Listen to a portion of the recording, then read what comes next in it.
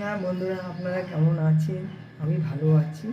কাল তো খুব অনেক ঝড় বৃষ্টি হয়েছে, তার মধ্যে ভাবলাম এখন নতুন রেসিপি নিয়ে চলে আসি। আমি এখন পটলের বীজগুলো আর পটলের ছালগুলো হয় না, ওগুলো দিয়ে পোস্ত দিয়ে নারকল দিয়ে নারকল দিয়ে আমি এখন বাটবো। পেঁয়াজ রসুন দেওয়া যায়, কিন্তু আমি এখন নিরামিষ করছি তো।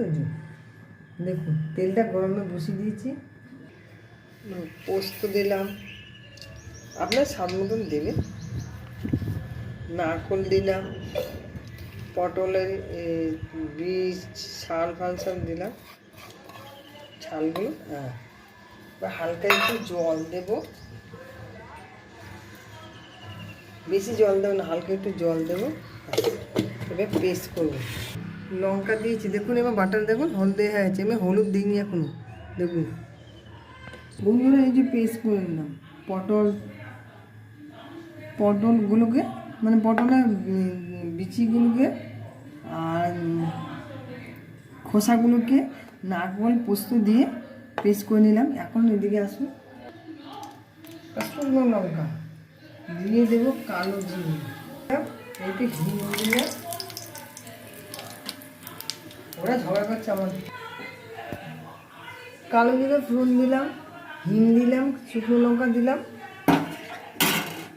এবার পেস্ট করেছে ওটাকে দেবো।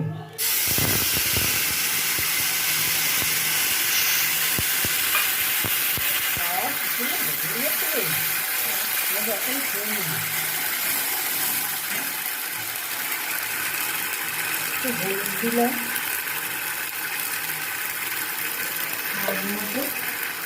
স্বাদ মতো চিনি দিলে চিনি দিয়েছি, স্বাদ মতো চিনি দেবো।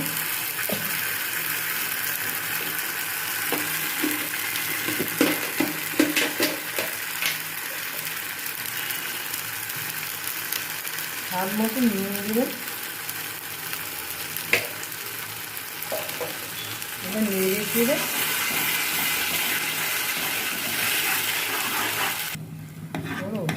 বন্ধুরা দেখুন হয়ে গেছে, তেল ছেড়ে দিয়েছে, পুরো ভাজা হয়ে গেছে। দেখুন, এই দেখুন সুন্দর কালার দেখেছেন। দেখুন এখন কিন্তু আমার জিভে জল চলে আসছে।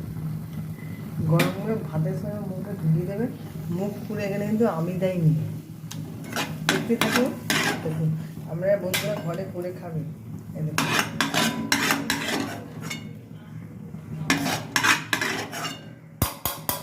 দেখছেন কত সুন্দর তেল ছেড়ে দিয়েছে পুরো। ওই দিয়ে ভাতটা হয়ে যায়, মাছ মাংস ফেল হয়ে যাবে পুরো। মাছ খেয়ে বলে মাংস